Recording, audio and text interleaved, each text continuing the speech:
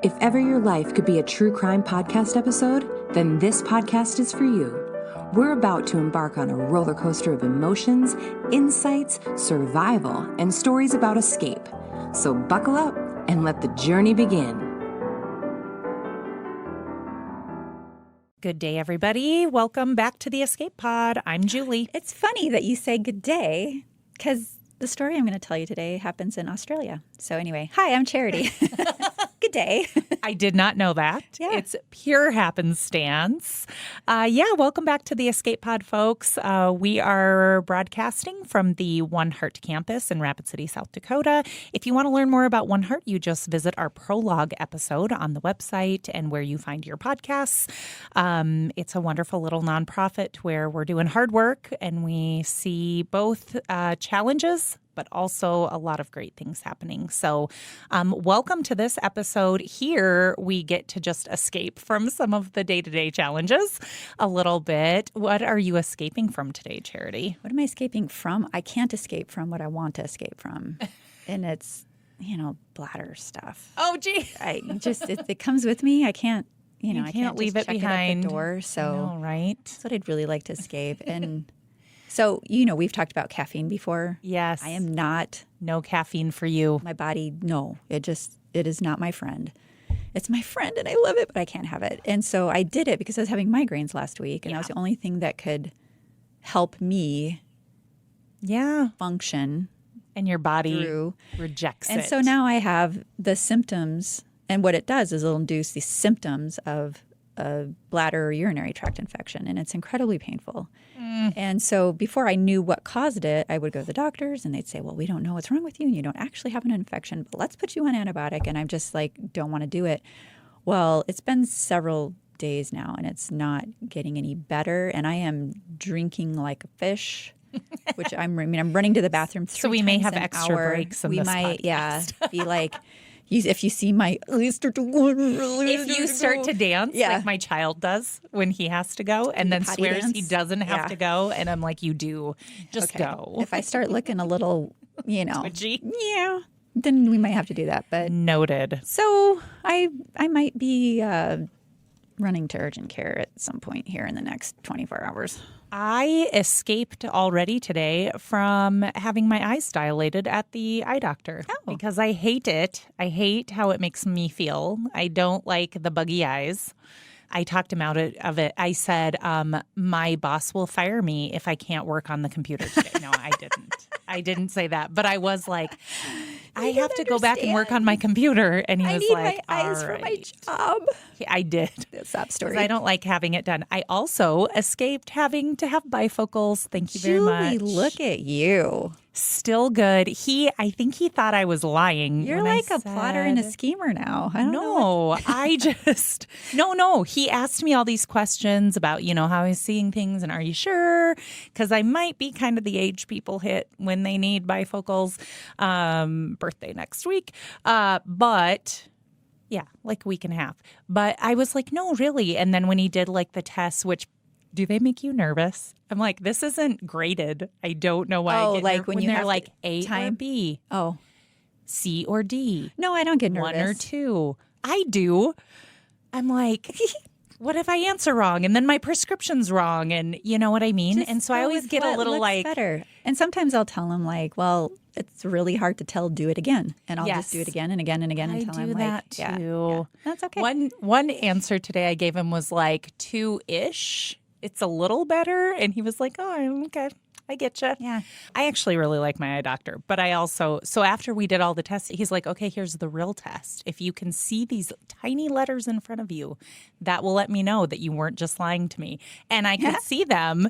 And he's like, okay, it's your eyes are still, so you couldn't have plotted and schemed if you want to. He was on to you. I could read them off to him. That's awesome. Yeah. Well, before we get started, I want to say by the time in listeners' worlds, when they hear this episode, it's maybe a couple months in. Right. In our world, the podcast was just released last week. Yes. And so thank you, everybody who listening and subscribing, following. We had 108 downloads so far our first week. Awesome. I didn't even know that. Yeah, I've been 108. in and out of the office this week. So I have no frame of reference or context. Like if that's good. If that's good, Care Beth seems to think it's good. I think she knows what she's talking about. But I just wanted to say thank you all sincerely for jumping on this journey with us. And we've gotten a lot of great feedback. We're pretty excited. And so please just continue to do that. You know, we don't have the advantage of being professional comedians or Hollywood adjacent or any of that. So we're really going to have to grow this thing the hard way. And you listening, following, subscribing, all of that stuff is just a huge help. And we couldn't do it without you. So thank you. Yay. Thank you. Thank you, listeners. Okay. And on that note, let's jump into the escape pod now. I don't know what's going on in Australia. Well, I think it has to do with serial killing. Yeah. There is a movie that is out about this and came out a couple of years ago, as I understand. I didn't have time to watch it, but I think it's called Hounds of Love. So I just researched it, but I've heard that it's very good. And I mean, very good. Well produced, well made, you know, telling the story accurately, that kind of a thing. The story is crap itself. It's horrible. But I noticed that in doing the research, everybody focuses on the perpetrators in the story. I'm going to actually start out with the survivor. So there were multiple murders in this situation. I'm going to start with the one who got away and talk about her story. So trigger warning, this will talk about rape, other forms of violence against women. This one is not going to be for the faint of heart, but we're going to, because the information was readily available, we're going to also dive into what created these people who did these horrible things. And it is just really, I've never heard a story like this. Is this a case of evil people finding each other? You know what I mean? Like you hear about couples like the Bonnie and Clydes who they both had this propensity. And so that kind of thing kind of weirds me out. So, okay, I'm ready. Well, they find I'm each as ready other as I'm going to be. As you'll hear later when I get into their tale, nothing could keep these people apart. Like she would have been so much better off without this man, but the two of them together were really bad news. So this is November 9th, 1986, so mid-'80s in Perth, Australia. Kate Moyer, who was 17 years old at the time of the incident, I'm going to share with you. She'd been out with her friends one night, possibly partying. I saw mixed reports. Some say she'd been drinking a lot. Others say she didn't. She wasn't a drinker, so I'm not sure which is accurate. But either way, she was on her way home, not really hitchhiking, but a seemingly nice couple in a car, man and a woman, pulled over and offered her a ride. I've been in that state, drunk on the other side of town, having snuck out, having no car, and trying to get home before the sun comes up. And I probably would have gone in this car. I remember one time, my friend and I, we were young. We were stupid young, like 7th, 8th grade, called the police because we needed to get home. And they were like, listen, we're not a taxi service. So we walked for miles and miles and miles. We lived way out east of town. And anyway, crazy. So I can relate, to this young woman. She gets in the car. They take her to her house. And as she tried to get out of the car, there was no interior door handle. So she's kind of like, oh no. I'd freak out right there. Uh-huh. Oh. And then she, because I'm starting with the survivor, so she tells this part later. She heard the woman say something to the effect of, I have the munchies. And then the man answered, I have the munchies too. It turns out that was their code for when they found the right victim, that the woman approved of the man violating, kidnapping, raping, torturing, doing all the things. And so so she figured this out. She couldn't get out of the car. He pulled a knife on her from his boot and held it to her throat. So they got her to their house, forced her to phone her mom to tell her that she was drunk and would be staying with a friend. And she was hoping that her mom would figure out the ruse because she claims she was not she was not going to be the kid who's going to be drunk, and was hoping that her mother would catch on, as a call the sign. friends, call somebody, look into it. But unfortunately, they believed her. They believed their daughter. Okay, well, I don't know. So they had her, and she flat out asked her captors if they were going to rape or kill her. She knew what was coming. And 17 years old again, and just a beautiful, beautiful young woman. And the man replied, it would only be rape if she was a good girl. So she was forced to smoke weed. She was forced to shower and then dance for them. And then, things would happen. And when it wasn't happening, she was either handcuffed to the bed or to the man as he slept.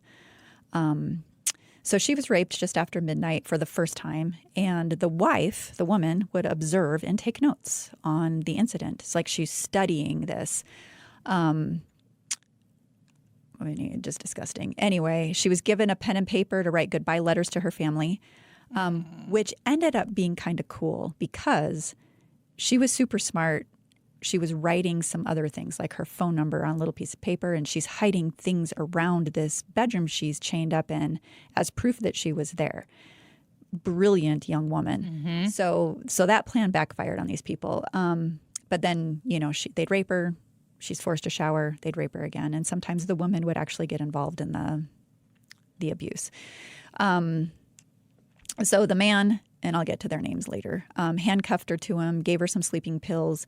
She hid them under her tongue. And then when he was asleep, got him out, stuck him under the mattress because she was afraid that if she slept, they were going to kill her. She'd never wake up. Okay. So next morning, the man, his name is David Birnie, was David Birnie. I don't think he's not alive any longer. Total normal day. Got up, went to work, left his wife alone with his captive. And and she figured that befriending the wife was going to be maybe her only chance of survival or escape, right? Okay. So she would strike up conversations with Catherine. That's the wife's name, Catherine. So we have a Catherine and a Kate, which gets a little bit confusing. So Catherine is reading the newspaper, and she starts laughing at a report about a missing woman by the name of Denise Brown.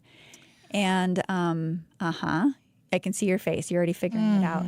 So she makes a comment about the size of the girl, like must have been like maybe a larger framed woman, and how she should have been able to take care of herself. But Kate noticed from the picture in the newspaper, there's no way you would know that based on the photo.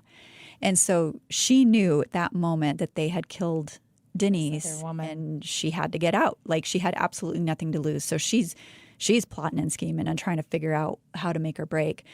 So when David came back home after work, he verified as much. He told her, yeah, my intention's to kill you.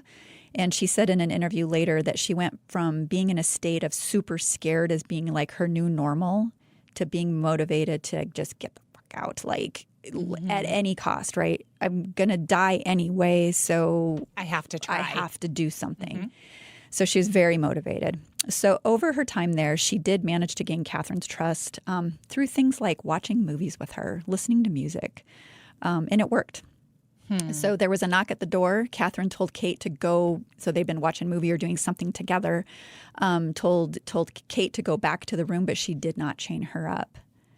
And so while Catherine was dealing with whomever was at the door, Kate broke a window lock, jumped out. She's not wearing much by way of clothing, obviously, and she fled to safety. She went to nearby houses, couldn't find any help, and then saw a man outside of a vacuum sales or repair store, something like that. She ran over to him and asked him to phone the police, stating that she'd been raped. Please take her inside. And she told the people there that if a short woman with high cheekbones or a small man with a hooked nose came looking for her, don't believe anything they say. I have been abducted. I have been raped. And sure enough, they were looking for her, right? Of course. So at the police station, the first cop she talked to, flat out, she thought that she was making it up. She was making it up. So they assigned her to Officer Laura Hancock, who was not only the only female officer, but she was also brand new. And this was like the first ever victim statement that she was getting ready to take. Wow. And basically, they told her, "Hey, take this statement," and kind of they used some really fun language in Australia. I can't remember what it was, like stitch her up or something like that. But basically, she's lying, so get her on lying to law enforcement, false reporting, that kind of a thing. But Officer Hancock heard her out and realized there's something going on with this story. So, for instance, Kate, when using the bathroom, saw a prescription bottle. And this is how she knew. She memorized David's name, his address, his phone number, which were all on the prescription bottle. She'd also, like I said, written these little notes, left clues around the bedroom. She'd hidden her lipstick that she had with her, left her phone number. She did anything she could for DNA, anything, just leaving proof that she had been there. She told them about David's mustard-colored robe. She told them about the specific type of chains that they used to bind her. I know. You should see this guy, too. The heebie-jeebies are back like they won't stop. It is really horrific. She described him as having an abnormally long hooked nose, and he really did. It was really thin and pointed, and he was a very small man, like had been training to be a jockey, if that gives you any indication. So very short, very slight build, light. And Catherine was a little gal as well. And Kate described her as a short woman with a permanent frown and high cheekbones, and she did. So for as long and hooked as David's nose was, Catherine's cheekbones were equally high. Weird. They both had really striking and sharp, severe features that made them easy to ID, which was good. So, so first of all, can we learn something from this, right? Because unfortunately, this kind of stuff still happens, even in this day and age of technology. People are victimized all the time, but that do everything you can to leave your DNA at the scene is a good thing. If you can hide things only you're going to know about, is going to be really helpful for detectives to piece some things together. So in the end, the law enforcement did end up believing her, and then they began hunting for these two, David and Catherine Birnie. They weren't home when police went to find him, but Catherine was soon arrested when she returned home, and they found him at his job. And all of those clues Kate said she'd planted, they found everything. So why do you have to go to these lengths in this country to be believed as a female victim? This is, and I'm talking America, but maybe this was just, it's the 80s. I don't know. Women have the truth parts of their brains haven't formed yet. I don't know. But it's I don't know. It's absurd. It's odd. Yeah, I guess patriarchy. I mean, is that what it boils down to? I mean, yeah. And you have to think, how many centuries did we go with women not ever being considered equal, ever? Yeah. For centuries, so you don't break some of those habits overnight as a society. Yeah, we should still be doing better now. Yeah. So at any rate, police start investigating, and they discover at least 4 murders prior to Kate's escape. Who knows how many more there would have been. So the first one happened in September of that year, 1986. David had literally put an advertisement in the newspaper that read, "Urgent, looking for a lonely person. Prefer female, 18 to 24 years. Share single room flat." This is how he thought he was going to lure women to become his. Ew. Yeah. So while he's waiting for his ad to perform, on October 6, 1986, a 22-year-old psychology student by the name of Mary Nielsen approached David at the spare parts yard where he worked. She needed some new tires for her car. And boy, it was her lucky day, because he's like, I happen to have a brand new set at my house at an unbeatable price. I mean, she's trying to get herself through college, yeah, but she didn't feel the warning bells or whatever. So she went to his home. As soon as she stepped inside, she was taken overpowered, chained to the bed, and raped while Catherine watched. They then drove her to a forested picnic area. They raped her again. They strangled her. And then he stabbed her and mutilated her body for good measure, believing it would speed up decomposition. They'd read this in a book that they studied. So they studied this stuff. And then they buried her body in a shallow grave. So a whole, we always talk about how few mental health professionals there are in the world. And, here we have a young student that got taken out of the world. It's just horrific. Well, and she was just being trusting. Like that's her worst offense. Yeah. She trusted him. Yeah. Ugh. She just needed to get her needs met, right? I need a new set of tires. I'm going to do this. And it cost her life. Yeah. So it's horrible. So lesson number 2, only buy tires from. So that was the first one. That was the first we know of. Yep. So that was September of that year. In October of that year, 15-year-old, straight A student, Susanna Candy. She was the daughter of an ophthalmic. That's a fun word. I don't know if I'm going to get that right. So eye surgeon, was hitchhiking after working her part-time job at a local restaurant. This nice, friendly couple stops and offers her a ride. Oh. This was totally their MO, and they did the same thing to her. They kept this young girl as their sex slave for several days, forcing her to write letters to her parents saying she was okay, until they finally forced sleeping pills into her system. And then he told Catherine to prove that she loved him, handed her a rope. And so Catherine strangled the sleeping girl to death, and they buried her near Mary's grave. Meanwhile, these two psychopaths are sending Susanna's letters that she wrote over the course of weeks to her parents, and her parents thought she was missing. But they're getting these letters, and they did not believe them. But the cops were like, nah, she's a runaway. We're just dealing with a runaway. So, and that happened a lot back then. Number 3, November. So Susanna was October 20th. This next one, November 1st. So it's escalating, right? Yeah. Okay. 31-year-old flight attendant, Noeline Patterson, was driving home from work. Her car ran out of gas on the highway. And guess what? The sweet, nice couple pulled over to rescue her. And it's weird because she actually knew them. She recognized them. They had needed help with wallpapering a room or something. Or she needed help with wallpapering a room. And so one of them, or both, I'm not sure, but they had assisted her with this wallpapering job in her home recently. So she's thinking she's in safe territory, right? Of course. Yeah, of course.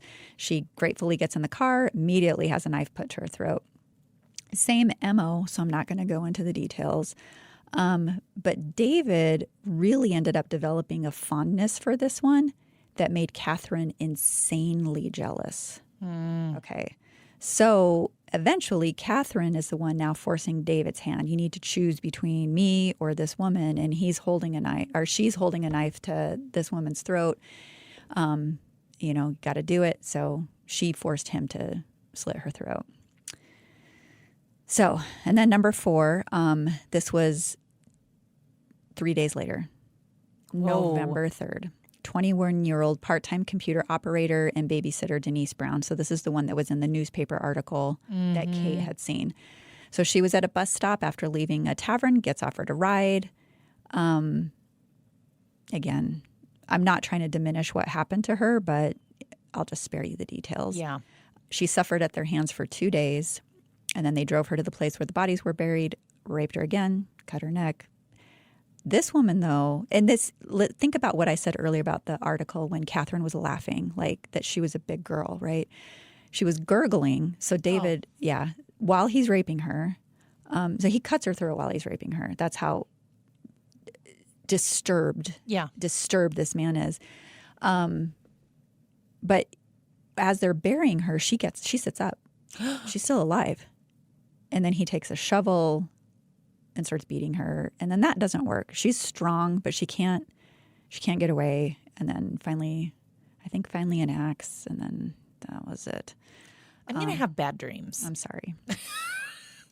Very bad dreams tonight. But so this whole run that they know of was like 27 days. He had done all these things. And it was like crack. It does kind of beg the question of like, what are the chances that 4 women are all runaways that then, I don't know. Right. It seems like. Well, one was 31, one was 21. You can't chalk these up as runaways, right? Right. It just the seems first one, she was like 22, Kate was 17, and then the young one was 15. But no, Kate was would have been number 5, but she pieced she got out of there. That is really amazing. And I think what a, like you said, brilliant young woman. Yes. And thank God whoever was sent to knock on that freaking door at that time, because it probably saved so many more lives. If you look at the way their behavior, their patterns were escalating within just a few short weeks. Yeah.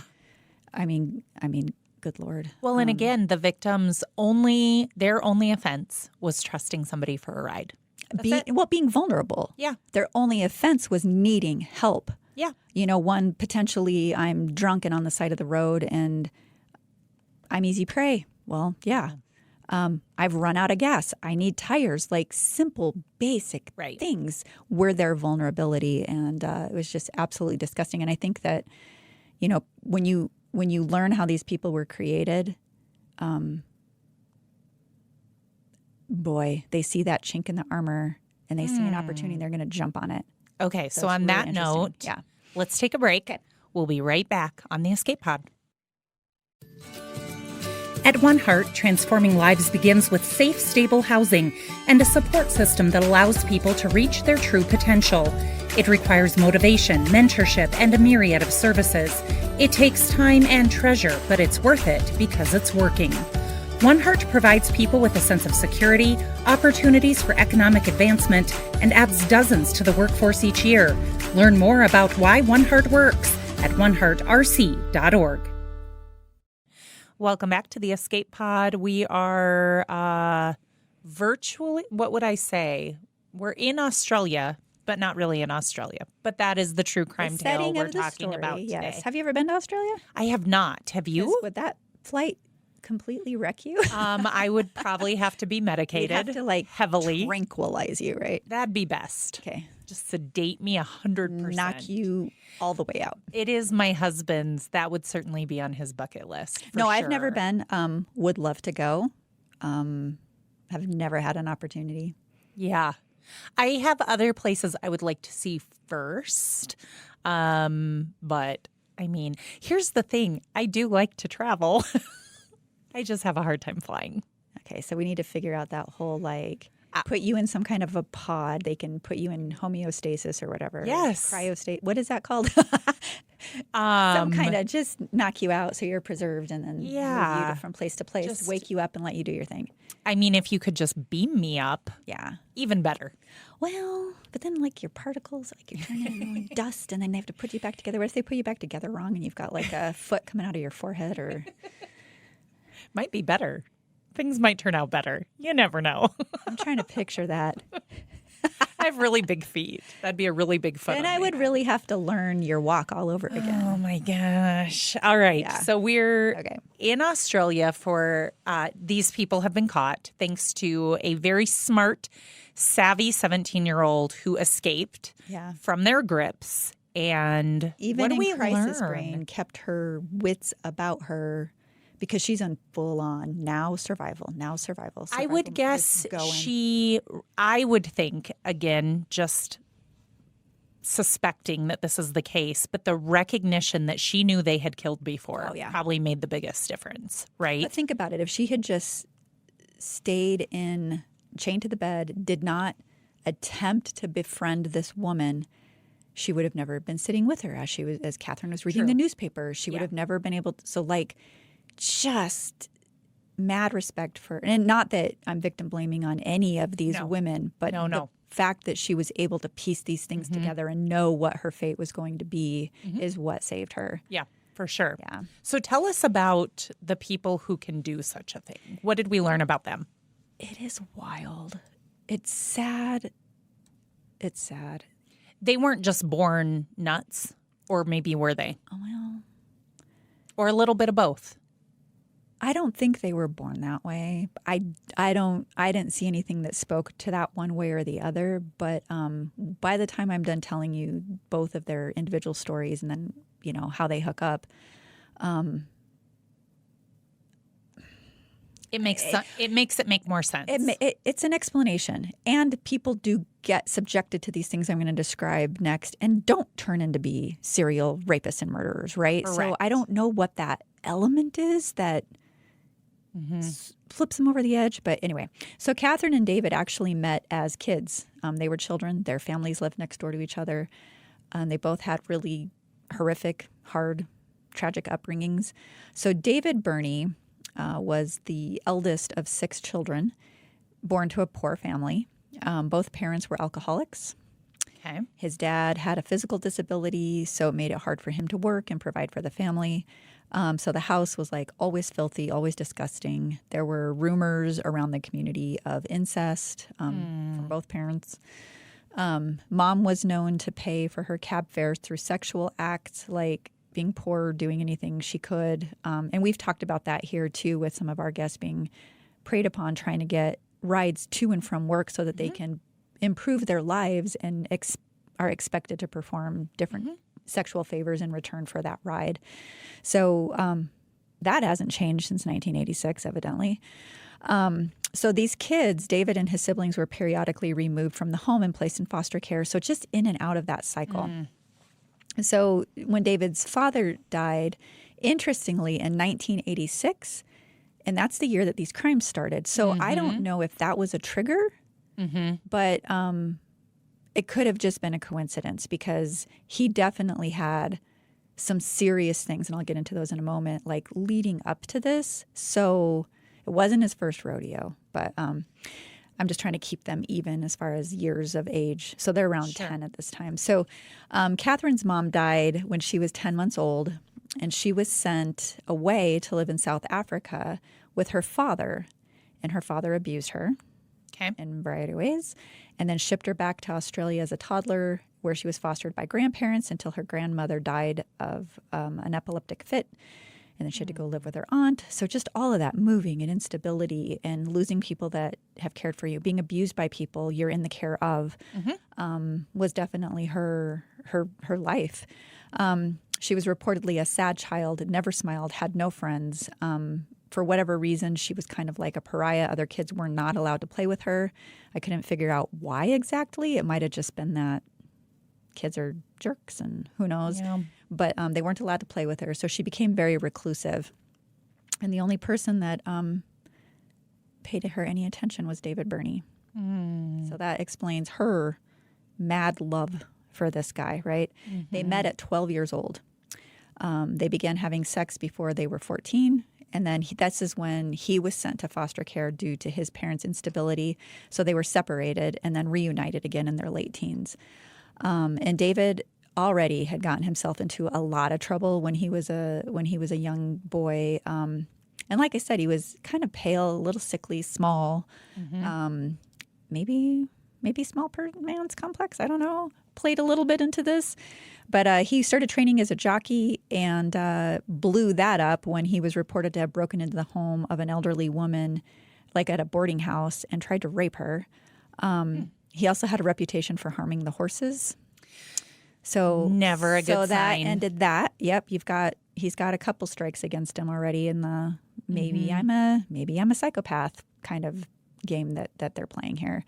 So then he and Catherine hook up, and then they together were, you mentioned Bonnie and Clyde earlier, kind of like that. They were committing small crimes, landed him in jail on various occasions, landed her on probation at the time because she was pregnant, but not by David. So she'd been with somebody else and she was pregnant, so they just gave her probation. And there were 11 charges on these two of breaking and entering, stealing goods worth nearly $3,000. They stole Oxy acetylene equipment and used it to try to crack a safe. So like they were wanting to escalate their, Bonnie and Clyde behavior. And it was during this time that David became heavily addicted to porn and sex. So, and we know like the parts of the brain that feeds, that it's dopamine, it's these hits. And so you become addicted to that. You can become addicted to it. And so he gets out of prison. They hook up again. They commit more thefts. They didn't learn their lesson. And then this time they were both imprisoned, and her child that she was removed, so the one she was pregnant with when they put her on probation. And in prison, a corrections officer was trying to convince her that her life would be better without David. So she gets out. They give her child back. She gets a job as a nanny and a housekeeper for a very respected family, then gets pregnant by one of the family's sons, and they allow them to get married. So she gets married on her 21st birthday. These two had 7 children. Wow. Yep. Okay. She was pumping them out. But one of them, a little toddler, was hit by a car and killed right in front of her.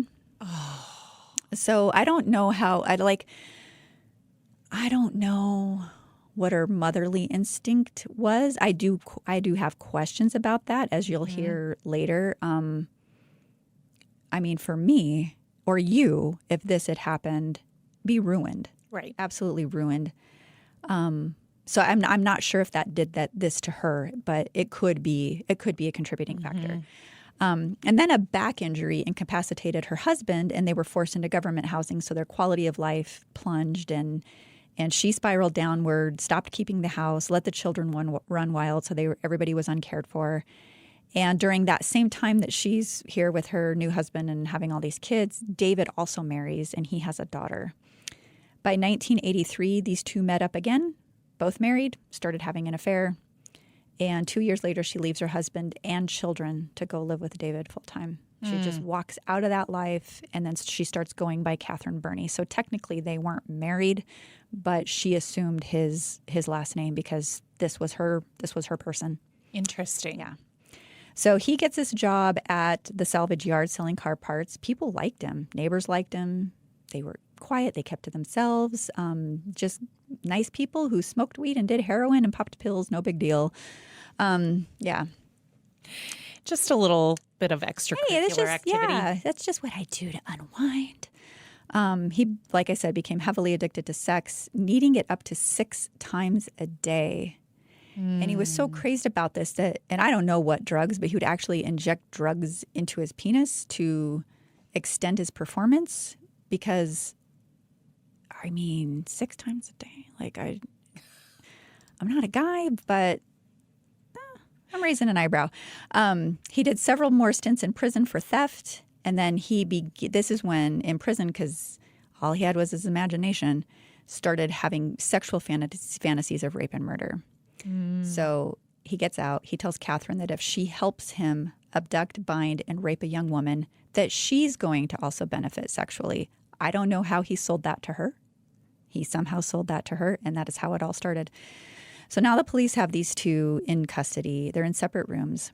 After hours of asking questions and getting nowhere, one detective finally just kind of throws up his hands and says, "It's getting dark. Why don't you just show me where the bodies are so we can dig them up?" Right question, right time. David says, "Okay, there's 4 of them." Oh my gosh. Yeah, because they weren't getting anywhere. And so somehow, I don't know why, I have no idea. So after the detectives tell Catherine that David confessed, she dishes, and they did go find the bodies buried in the forest.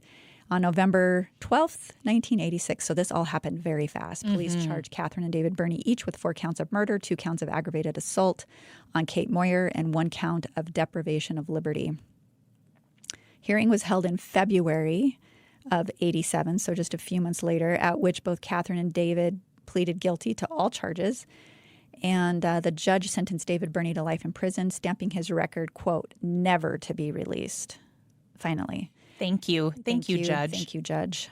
Catherine Birnie received the same sentence, but was given a minimum term that would make her eligible for parole in 2007. And I don't know if that's just because I don't know. I mean, I believe she's fully complicit, but I haven't That heard is all the my facts feeling as well. case, So when it was over, they handled it very differently. Catherine was dragged screaming and kicking and spitting and whatever to the van that was going to take her to prison. And meanwhile, there's like a mob of people waiting for this guilty verdict. He walks out and blows them a kiss. Ooh. Just yucky. So because of his size, he was beaten a lot in prison. Don't feel sorry for him. He became depressed without his sweet Catherine, and so he's put on medication. And then in 2005, he sexually assaulted a fellow prisoner, and he had done that in the past too, like tried to sexually assault a brother or convince one of his brothers to have sex with him because he just had this constant urge all the time. So like he was just really messed up. And so after he assaulted this fellow prisoner, they confiscated his computer and it had a bunch of porn on it. You'd think prisons would set up some kind of something. Anyway, he had access. And he became so depressed and they took his porn away. He hanged himself, so he died. And then Catherine was trying to distance herself from him just so she stood a chance of parole because like there were letters going back and forth and all this stuff. But she is still in jail at 70 years old now. So I don't think they're going to be letting her out. So she's gonzo. So that's the story. And yeah. Ooh, again, if I have bad dreams, I'm blaming you. I'm just saying. It is interesting, though. So much to unpack there, but certainly they had lots of trauma in their own lives. Tons. And trauma perpetuates trauma in a lot of different ways. So for some people, it's totally self-inflicting things, right? Like you drink or you do drugs to cope, or you don't necessarily hurt somebody else or ever want to hurt somebody else. A lot of that victims, then they turn things internally. But yeah. Well, you see some of these cases, particularly with like David's upbringing and being abused by parents, there are many cases where once the victim is of age, they end up going after the parents or parent that abused them, or playing out on other people because they don't want to take the person who cared for them, even if it was in an unhealthy way. They don't want to remove them from the planet, but they'll take out their anger on somebody who's similar, who represents that. Yeah. But the age of the girls, I think it just boiled down to he was on drugs, and maybe he got, because of his size and look, maybe he just didn't get the sexual partners he wanted, like if he would try.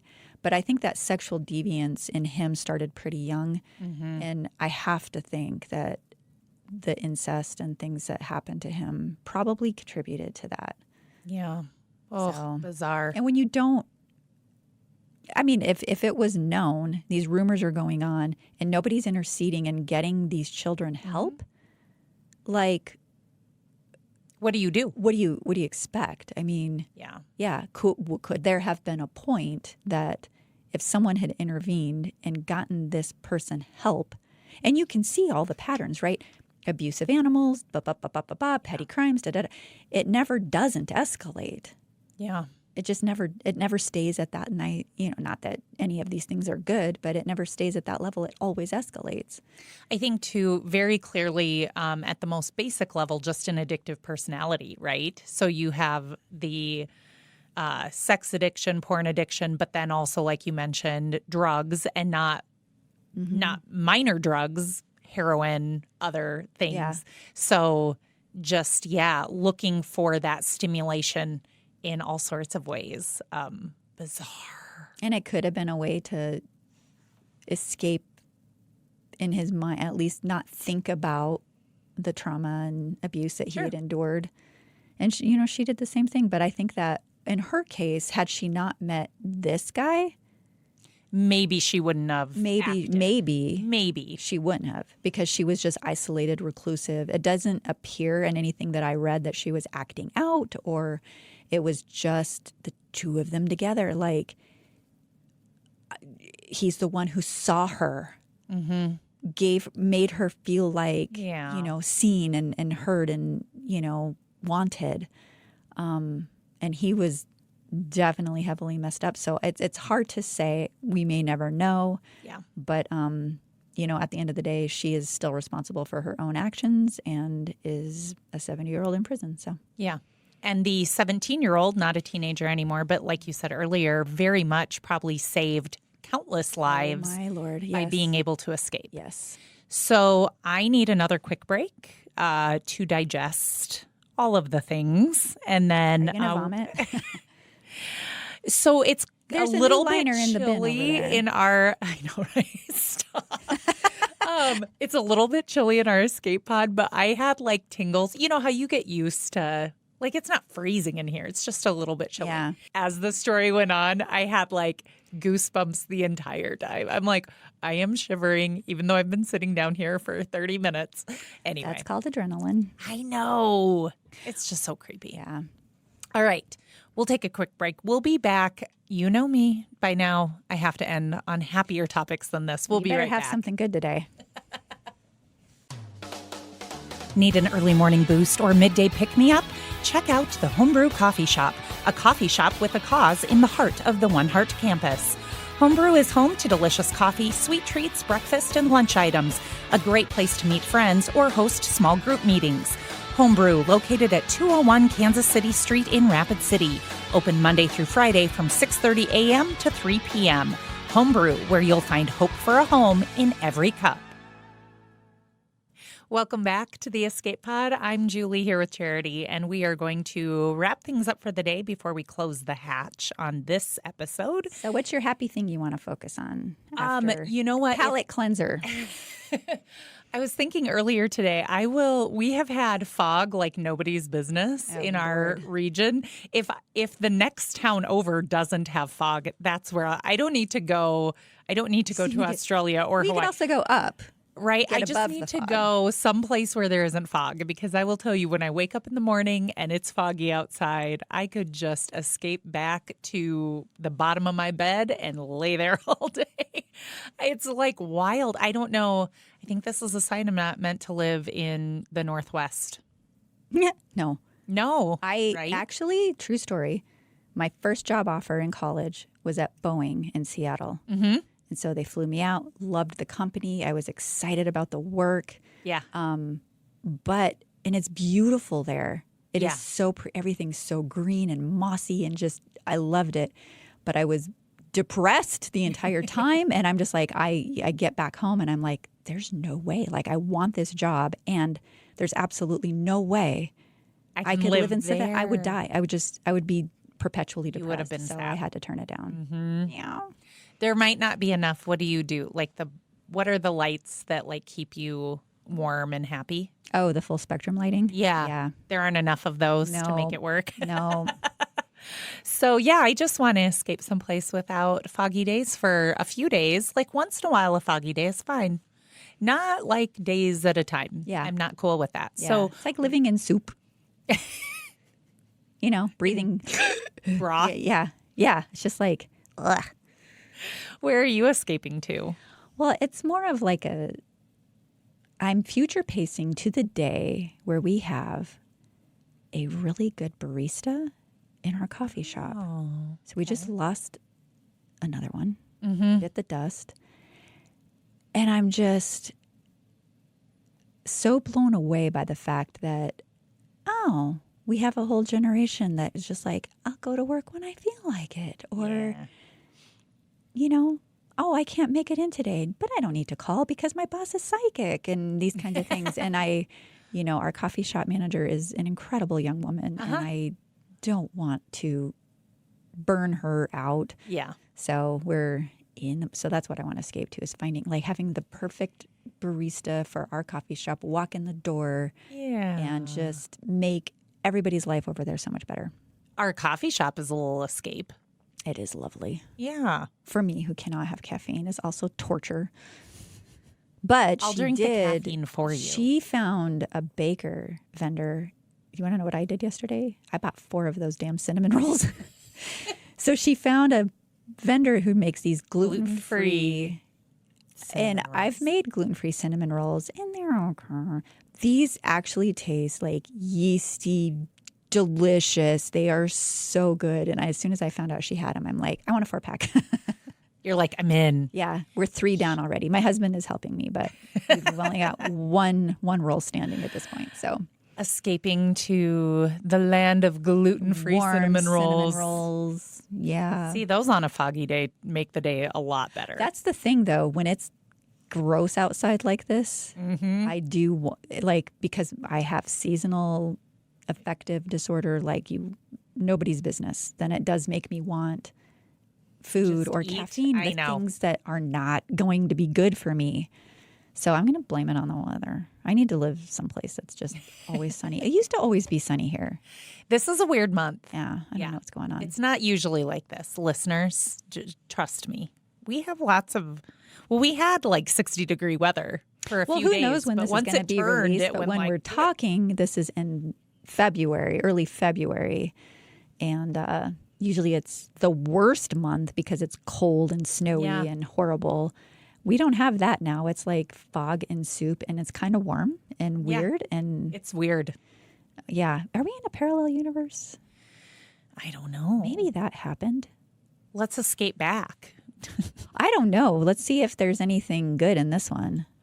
And then we could like grab, all the good things in a little group and then figure out how to take it back with us. I could come up with so many plans. Is there a way to invasions. you can, microchip all of the bad people and things and then like do something with that frequency when you're going back and they can't come back. They can't come back with then you? it's just Okay. amazing It's just the people who are happy trying to people. support and not abuse each other and, no violence and, racism and cancer and all the horrible stuff. So When you figure it out, you let me know. I will work on that when I'm In sleeping. your free time. Well, I have no free time, so that's why you I said don't. sleeping. Thank you, folks, for tuning in. We could not do this without you. If you like what you heard today, please share it with a friend who you think might enjoy it too. We are now a 3-person operation. We have been for a couple of weeks now, writing, researching, producing, and promoting the show on our own in the hopes that we can build a community of escape artists. Yeah, we can't wait to start hearing some stories. We actually have some coming up where we're going to have people in the studio in the next few weeks. And they're amazing people. Oh, my. I'm looking forward to it. God. It is incredible. I am in awe.